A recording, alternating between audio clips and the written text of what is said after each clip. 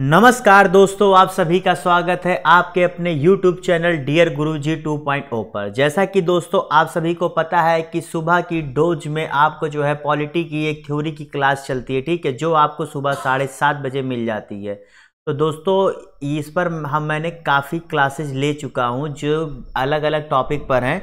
तो उसी टॉपिक के आगे की क्रम में आज हम आपको पढ़ाएंगे संसद के बारे में। किसके? संसद के बारे में, ठीक है। और जिन लोगों ने पिछला क्लास नहीं देखा है वो ज़रूर जाके देख लें। और साथ ही साथ आप लोगों की यहाँ पर जो है 8:45 8:40 पर इसकी जो है MCQ की क्लासेस भी होती है, उसको भी लिया करें, ठीक है। इससे आपकी जो तैयारी है बहुत ही अच्छे तरीके से हो जाएगी। साथ ही साथ दोस्तों आप जो है डियर गुरुजी 17 करके टेलीग्राम चैनल है उस पर जुड़े, जहां आपको जितनी क्लासेस ली जाती है MCQ जो होते हैं उसके फ्री में PDF आपको मिल जाएंगे। और साथ ही साथ आप हमें इंस्टाग्राम पर डियर गुरुजी करके आप @डियर गुरुजी करके जो पेज खुलेगा वहाँ हमें फॉलो कर सकते हैं। साथ ही साथ आपको ये बताना चाहता हूँ कि जो भी लोग अभी नए जुड़ रहे हैं वो जान लें कि डियर गुरुजी करके एक ऐप है जो आपको गूगल स्टोर पर मिलेगा। आप जाके सर्च करेंगे तो वहाँ आपको ऐसे पेज खुलकर आएगा, इसे आप डाउनलोड कर लीजिए। और डाउनलोड करेंगे तो वहाँ पर आपके लिए बहुत ही अच्छी चीज़ें हैं। वहाँ पर आपके लिए हिंदी की टेस्ट सीरीज, रीजनिंग की टेस्ट सीरीज है, साथ ही साथ आपकी हिंदी थ्योरी बुक भी है, ठीक है। तो जो लोग अभी तक ऐप डाउनलोड नहीं करे वो ऐप डाउनलोड कर लें। और साथ ही जिनको अगर सरकारी सीट पाने का सपना है वो इन टेस्ट सीरीज को ज़रूर बाई कर लें। इससे उनकी अच्छी तैयारी के साथ वो अपना जो है सरकारी सीट का सपना साकार कर सकते हैं। चलिए आज की क्लास को अब हम आगे बढ़ाते हैं। और सभी लोग इस चैनल को सब्सक्राइब जरूर कर लें और लाइक जरूर करिएगा वीडियो के साथ। और अंत में जरूर बताइए कि आपको मेरी क्लास कैसी लगी, ठीक है। चलिए पहले आज की क्लास को हम लोग चालू करते हैं। आज हम लोग संसद के विषय में बात करेंगे। और संसद का जो ये टॉपिक है काफ़ी लंबा है, तो हो सकता है ये आपको 2-3 पार्ट तक भी जा सकता है, ठीक है, क्योंकि मुझे समय का भी ध्यान रखना होता है। इसमें कह रहा है कि संविधान के किस अनुच्छेद के अंतर्गत धन विधेयक को परिभाषित किया गया। यानी कि यहाँ पूछ रहा है कि जो धन विधेयक होता है वह कौन से अनुच्छेद के अंतर्गत आता है, तो वह अनुच्छेद 110 होता है। ये वेरी मोस्ट इंपॉर्टेंट प्रश्न है, क्योंकि आप जान लीजिए कि आपसे कई जो भी कॉम्पिटेटिव एग्जाम्स में ये पूछा ही जाता है, क्योंकि बहुत ही सिंपल सा है। रटना है क्या? 110 किससे? धन विधेयक से। तो इजी है, ऐसा कोई हार्ड नहीं है, ज़्यादातर पूछा जाता है। उसके बाद ये कहता है कि मान लीजिए अगर लोकसभा का अध्यक्ष, आप समझ रहे हैं ना, लोकसभा का जो अध्यक्ष होता है वो अपना त्यागपत्र किसे देता है, तो जो अध्यक्ष का त्यागपत्र होता है वो दिया जाता है लोकसभा उपाध्यक्ष को। उसी तरीके से इस तरह से लोकसभा का उपाध्यक्ष अपना त्यागपत्र देता है लोकसभा अध्यक्ष को, ठीक है, मतलब वाइस वर्सा, अध्यक्ष उपाध्यक्ष को, उपाध्यक्ष अध्यक्ष को। यहाँ पर अगला पॉइंट देखिए, ये जो है काफ़ी जो है एक समझने वाली बात है। यहाँ पर अनुच्छेद 82 ये बताता है कि जो लोकसभा की सीटों का जो आवंटन होता है वो एक जनगणना पर होता है, ठीक है। यानी कि अनुच्छेद 82 हमें ये बताता है कि हम जो लोकसभा की सीटें हैं उनका आवंटन एक जनगणना के आधार पे करेंगे, ठीक है। वो जनगणना का आधार समय समय के साथ बदलता रहता है, ठीक है। जैसे अभी वर्तमान में जो सीटों की गणना वो वर्ष 1971 की जनगणना के आधार पर है। यानी आप सोचेंगे कि कहाँ 2011 की जनगणना आ गई, 2021 की होने वाली है, लेकिन हम अभी भी 2021 पर 1971 पर ही अटके। हाँ दोस्तों, हम अभी भी 1971 की जनगणना के आधार पर ही लोकसभा की सीटों का आवंटन करके हमारे यहाँ चुनाव होते हैं, ठीक है। और ये जो अनुच्छेद 82 है ये उन्हीं पर जो है उन्हीं सब की व्याख्यान करता है। समझ गए? आपको मैंने इसमें जो भी पॉइंट बता दिए इस तरह से आप रिलेट कर सके, इसलिए मैंने काफ़ी चीज़ों को आपको बताया। देखिए जो लोकसभा का अध्यक्ष होता है वह लोकसभा के सदस्यों के बीच में ही चयनित किया जाता है। मतलब इसके लिए ऐसा नहीं है, मतलब जो 543 लोग चुनकर आते हैं उन्हीं 543 के बीच में से ही कोई एक व्यक्ति जो है लोकसभा का अध्यक्ष बनता है। और बेसिकली जो अध्यक्ष बनता है वो अब रूलिंग पार्टी से होता है, और रूलिंग पार्टी में भी वही होता है जो बहुत ही ज़्यादा वयस्क होता है, ज़्यादातर देखा जाता है। ऐसा कोई इसका वो नहीं दिया गया कि ये होना चाहिए, ऐसा कोई इसका रूल नहीं है, लेकिन देखा यही जाता है, ठीक है, कि वो रूलिंग पार्टी का ही होता है। ये तो हर हाल में होगा। और ज़्यादातर जो रूलिंग पार्टी में थोड़ा वयस्क होता है, थोड़ा मैच्योर होता है, उसी को अध्यक्ष बनाया जाता है। उसके बाद देखिए यहाँ राज्यसभा के बारे में बात कर रहा है। राज्यसभा में कह रहा है कि जो उसकी एकांतक शक्ति होती है, एकांतिक शक्ति कौन से अनुच्छेद के अंतर्गत आती है? वो अनुच्छेद 249 के अंतर्गत आती है। इस चीज़ को आप ध्यान कर लीजिएगा कि जो राज्यसभा की जो एकांतिक शक्ति है वो अनुच्छेद 249 के अंतर्गत आती है, ठीक है। ये भी आपसे डायरेक्ट प्रश्न पूछ सकता है, तभी मैंने इसको स्टार मार्क कर दिया। वैसे जहां मैं स्टार मार्क करूंगा आप जरूर जान लीजिएगा कि वो काफ़ी इंपॉर्टेंट है और आपको उसको बहुत ही अच्छे से ध्यान से पढ़ना, ठीक है। अगला पॉइंट ये कह रहा है कि संविधान की जो चौथी अनुसूची वो किससे रिलेट करती है, बताइए।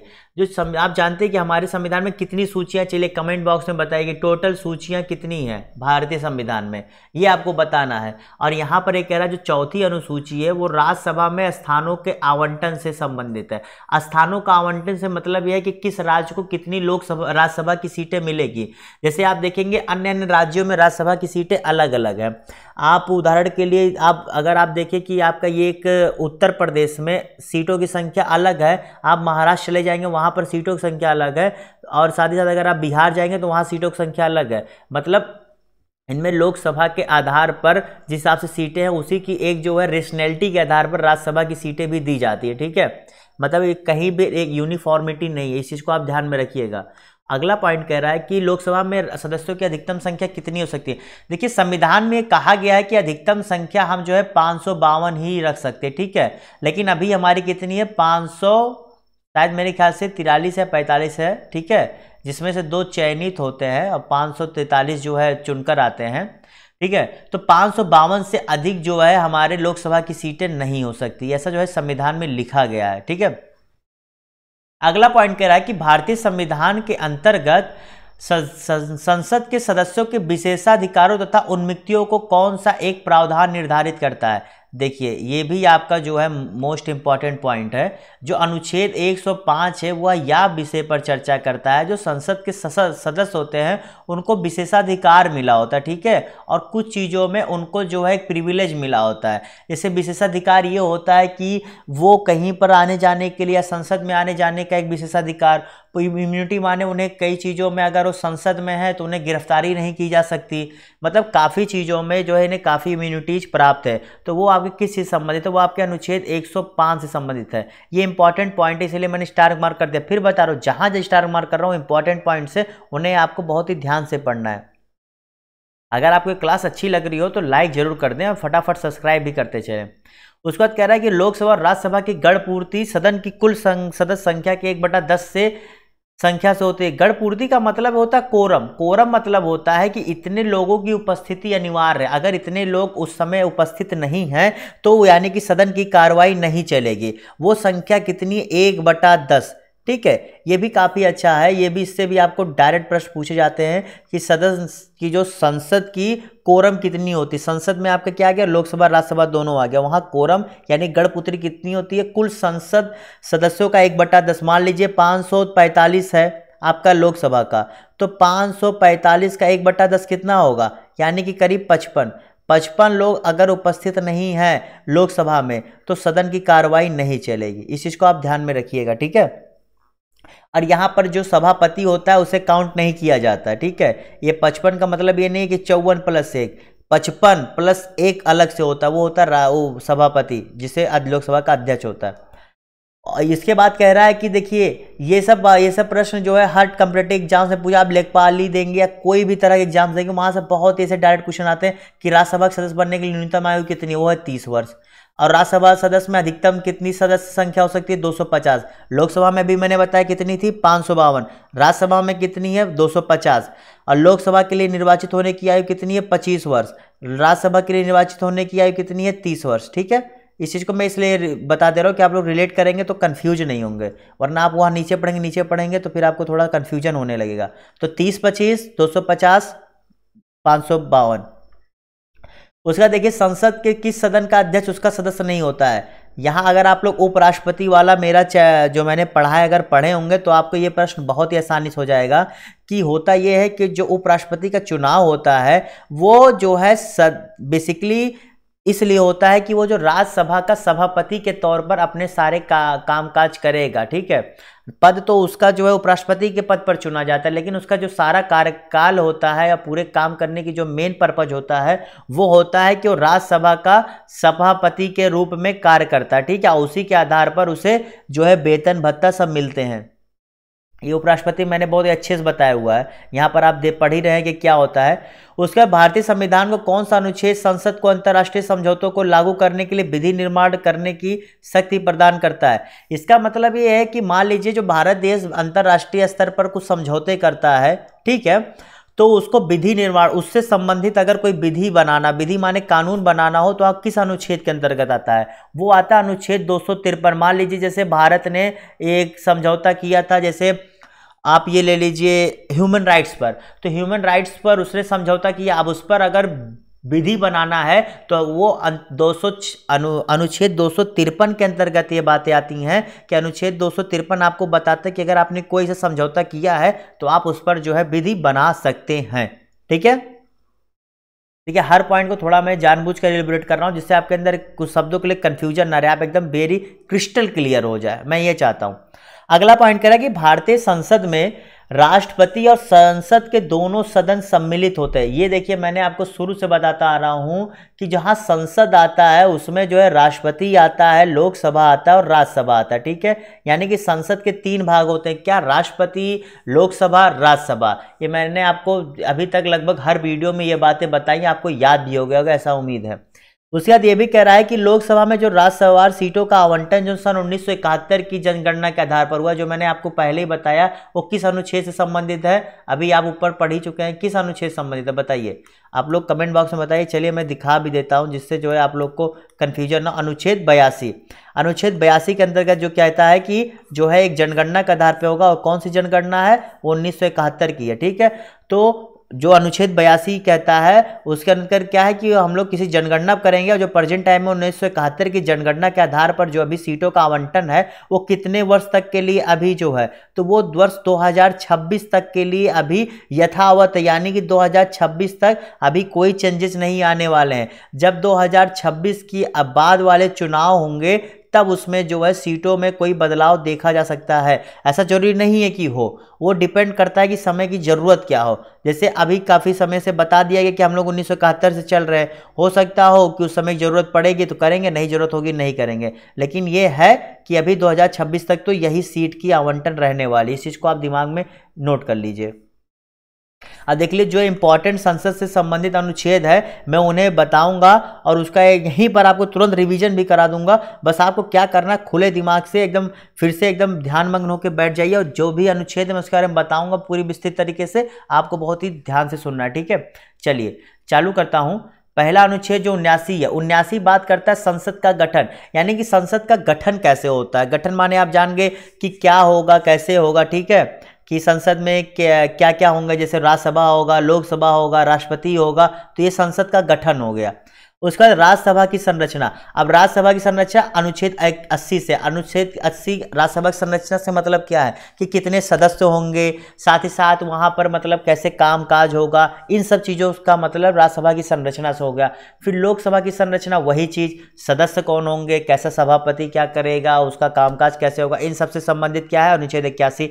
82 अभी मैंने बताया क्या था कि जनगणना के पश्चात पुनः समायोजन, माने कि जनगणना जब होती है तो उसके पश्चात हमें पुनः समायोजन माने सीटों की संख्या कम ज्यादा कैसे करना है वो समायोजन करना होता है, वो अनुच्छेद 82 के अंतर्गत आता है। अनुच्छेद 83 बात करता है कि दोनों सदनों की अवधि, अवधि का मतलब देखिए क्या होता है, अवधि माने कितने साल तक के लिए एक जो है सदन चलता है।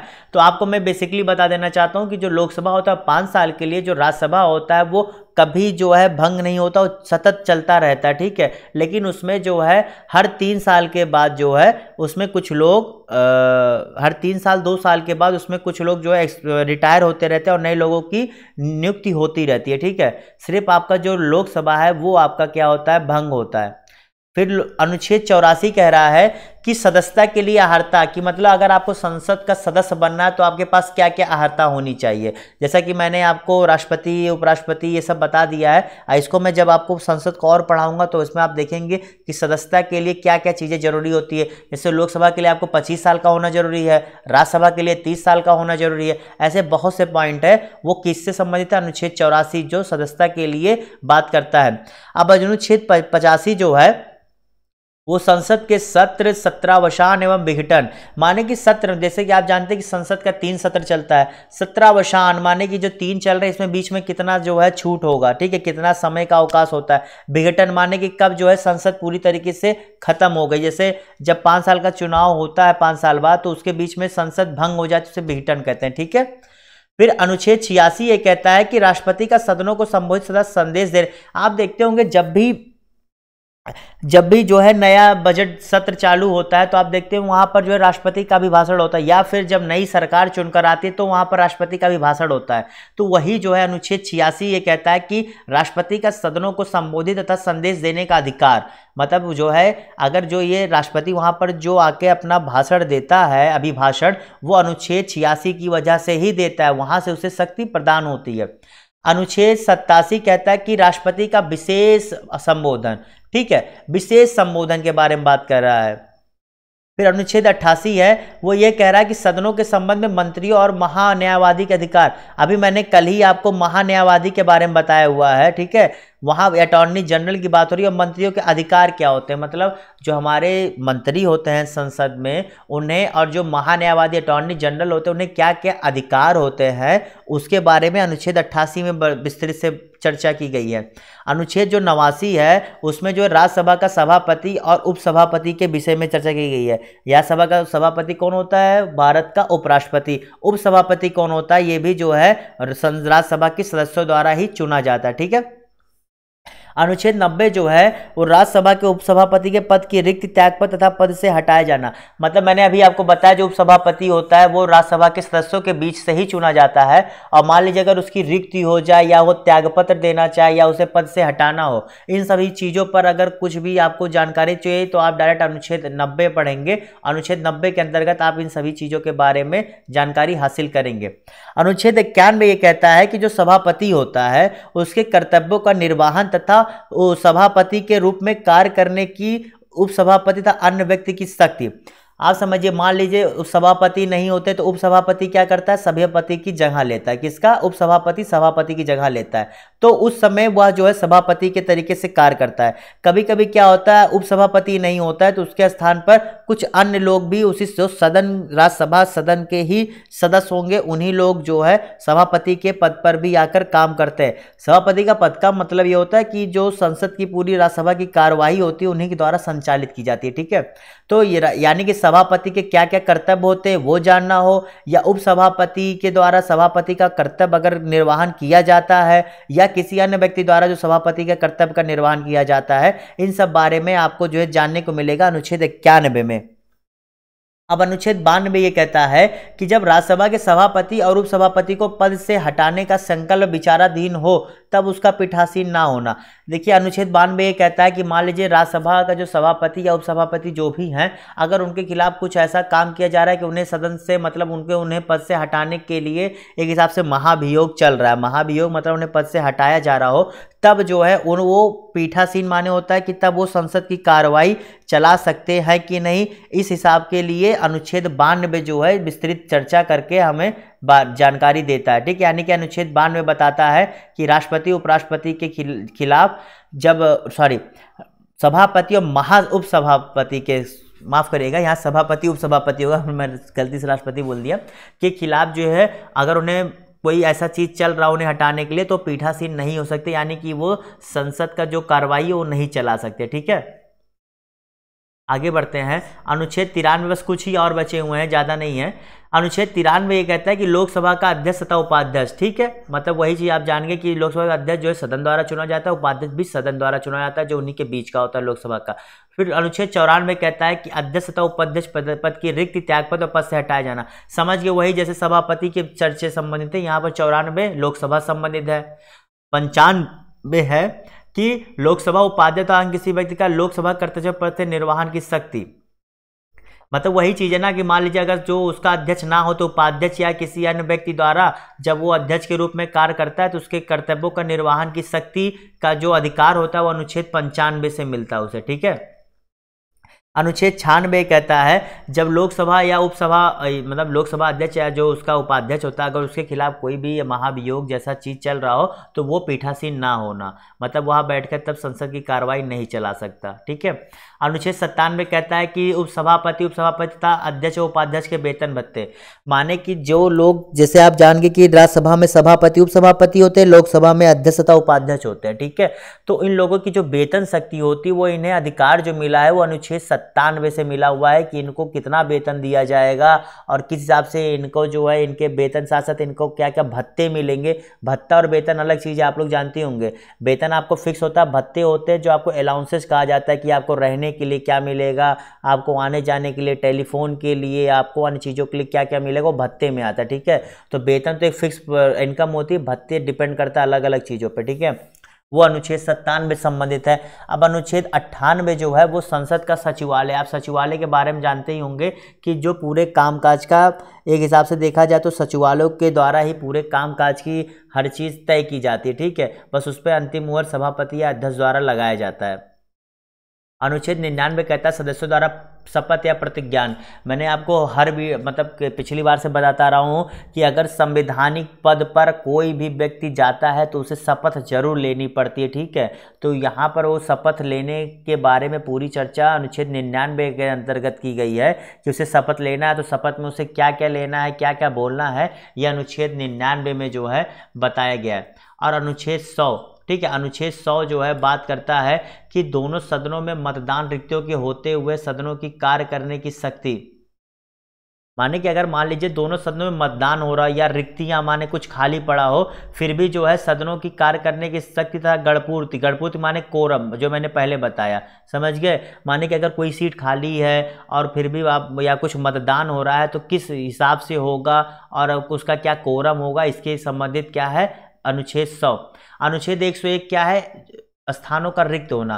स्थानों का रिक्त होना का मतलब मान लीजिए जैसे जितनी सीटें हैं उनमें मान लीजिए कुछ सीटें खाली हो गया, भिन्न भिन्न कारण से होते हैं। जैसे आप पहले तो केवल आदमी के मरने पर होता था, आप तो देख रहे हैं कि स्वेच्छा से लोग जो है इस्तीफा दे रहे हैं। इस्तीफा क्यों दे रहे हैं उसका अपना रीजन है, लेकिन जैसे इस्तीफा दे दें या फिर उनकी मृत्यु हो जाए तो उस समय पर रिक्त होने पर क्या करना है वो अनुच्छेद 101 आपको बताता है। अनुच्छेद 102 जो है संसद की सदस्यता के लिए निहरता है, माने कि अगर आपको सदस्य बनना है तो आपको क्या क्या चाहिए, क्या जरूरी है, उस पर जो है आपको अनुच्छेद 102 बताता है। अनुच्छेद 103 बताता है कि सदस्यों की अयोग्यता से संबंधित प्रश्नों पर निर्णय, माने कि अगर आप सदस्य बन गए हैं लेकिन जो है आप योग्य नहीं हैं, मतलब किन किन आधारों पर आप जो है अयोग्य साबित होंगे, वो अनुच्छेद 103 के अंतर्गत बताया जाता है कि आप अगर ऐसा ऐसा कुछ करते पाए जाते हैं, ऐसी चीज़ें होती हैं तो आप अयोग्य होंगे। तो इसके बारे में अनुच्छेद 103 जो है चर्चा करता है।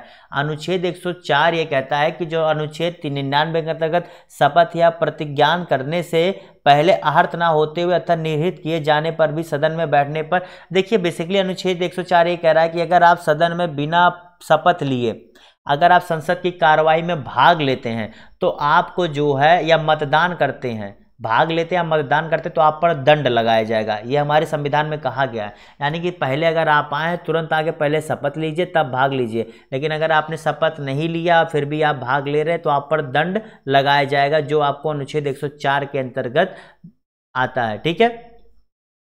आइए जो है थोड़ा सा जल्दी करते हैं, काफ़ी वीडियो लंबा ना हो, क्योंकि अब मैंने आपको पहले कहा था ये जो है काफ़ी काफ़ी लंबा वीडियो होने वाला है। जल्दी से जल्दी हम इसे जो है रिवीजन करते हैं और इसी के साथ हम इसका भी ख़त्म भी करेंगे, क्योंकि काफ़ी ज़्यादा मैं इसका फिर दूसरे पार्ट में आगे बताऊंगा। देखिए अनुच्छेद 79 संसद का गठन, अनुच्छेद 80 राज्यसभा की संरचना, सब लोग मेरे साथ जो है इसे रिवीजन करते चले। अनुच्छेद 81 लोकसभा की संरचना, अनुच्छेद 82 प्रत्येक जनगणना के पश्चात पुनः समायोजन, अनुच्छेद 83 संसद के 2 सदनों की अवधि, अनुच्छेद 84 संसद की सदस्यता के लिए अर्हता, फिर 85 संसद के सत्रावसान एवं विघटन, अनुच्छेद 86 राष्ट्रपति का सदनों को संबोधित तथा संदेश देने का अधिकार, अनुच्छेद 87 राष्ट्रपति का विशेष संबोधन। देखिए यहाँ पर जो है आप समझ ही गए होंगे अनुच्छेद 86-87 में क्या विशेष संबोधन, राष्ट्रपति को सदनों को संबोधित तथा संदेश देने का अधिकार, आप समझ गए होंगे ना दोनों में क्या अंतर है। ये जो है तब होता है अभिभाषण जब पहली बार बजट का सेशन चालू होता है, और ये होता है कि वो कभी भी जो राष्ट्रपति के सदनों को संबोधित कर सकता है, ठीक है। फिर अनुच्छेद 88 है कि सदनों के संबंध में मंत्री और न्यायवादियों के अधिकार, मतलब जो मंत्री बनते हैं और महान्यायाधीश अटॉर्नी जनरल, उनके क्या क्या अधिकार होते हैं। अनुच्छेद 88। 89 सभापति और उपसभापति के विषय पर संबंध है। अनुच्छेद 90 है कि मान लीजिए अगर कोई उपसभापति या उसकी पद की रिक्त या त्यागपत्र पद से हटाया जाना हो तो क्या, यहाँ 90 जो है उपसभापति के बारे में बात करता है, ध्यान दीजिएगा, ठीक है, सभापति नहीं है। 91 जो है कहता है कि मान लीजिए जो सभापति के कर्तव्यों का निर्वहन कैसे होगा, या फिर मान लीजिए कि सभापति के रूप में अगर उपसभापति या कोई अन्य व्यक्ति कार्य करता है तो उसकी शक्ति क्या होगी, इस पर जो अनुच्छेद 91 चर्चा करता है। 92 करता है कि जब राष्ट्रपति के सभापति या उपसभापति हो और पद से हटाने का संकल्प विचार तो पीठासीन नहीं, यानी कि तब जो है संसद की कार्रवाई नहीं करता है।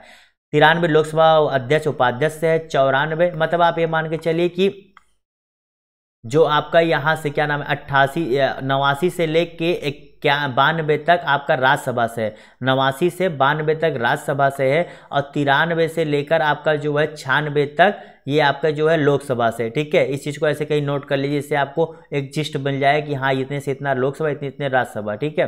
फिर अनुच्छेद 97 जो है भत्तों पर बात करता है, ये दोनों संबंधित है। 98 सचिवालय संबंधित है। 99 जो शपथ लेने संबंधित है। 100 ये बात करता है कि मान लीजिए कितने लोगों की मतलब वो होनी चाहिए, मतलब गणपूर्ति होनी चाहिए, कितने रिक्त हों तो क्या हो, उनकी शक्ति क्या हो, इस पर जो है मतदान कैसे हो, इस पर भी चर्चा करता है। 101 है कि अगर कोई रिक्त हो, स्थानों का रिक्त होना माने कुछ मृत्यु हो गई, त्यागपत्र दे दिया तो क्या होना चाहिए, 101 बताता है। निर्हरताएँ मतलब क्या क्या योग्यताएँ होनी चाहिए, ये जो 102 बताता है। 103 बताता है अयोग्यता से मतलब कि अगर आप क्या करते हैं तो आप जो अयोग्य साबित हो जाएंगे। और 104 बात करता है कि जो अनुच्छेद 99 के अंतर्गत शपथ लिया जाता है, अगर आप शपथ लिए बिना भाग लेते हैं तो आपको दंड देना पड़ेगा, ठीक है दोस्तों। तो अब मैं इस वीडियो को यहीं ख़त्म करता हूं, वरना ये बहुत बड़ा जाएगा, पूरी मैं कवर करूंगा अगले वीडियो में, ठीक है। अभी मैं इसको यहीं पर ख़त्म करता हूं जिससे आप लोग बोर ना हो, और ज़रूर ध्यान से पढ़िएगा, 1-2 बार जरूर सुनिएगा। और जो MCQ कराया जा रहा है उसमें भी आइए आप लोग भाग लीजिए और दीजिए, इससे आपको पता लगेगा कि आपकी पढ़ाई कैसे चले, ठीक है। केवल पढ़ने से या केवल MCQ देने से ही काम नहीं चलता। चलिए आज की क्लास को यहीं ख़त्म करते हैं, कल फिर मिलते हैं आपसे। कल फिर आपको मैं संसद ही पढ़ाऊंगा और उसके बारे में जो भी बचा है वो भी ख़त्म करने की कोशिश करूंगा। चलिए तब तक के लिए गुड बाय सब।